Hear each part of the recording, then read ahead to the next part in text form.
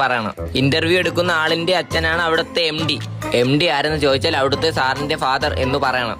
ഇനി വല്ലതും ഉണ്ടെങ്കിൽ ഞാൻ വാട്സപ്പിൽ message send. Vattappara massage centre. ഇരിക്കൂ. Thank you sir. പത്മഭൂഷൺ പുരസ്കാരം ലഭിച്ച ആദ്യത്തെ മലയാളി ജിഷ്ണു.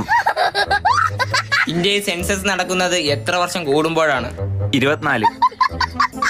മഹാത്മാഗാന്ധി ജനിച്ചത് എന്ന്? 2001 മാർച്ച് 30. ക്ഷയരോഗം ബാധിച്ച് മരിച്ച കവി ആര്? ദാമോദരൻ.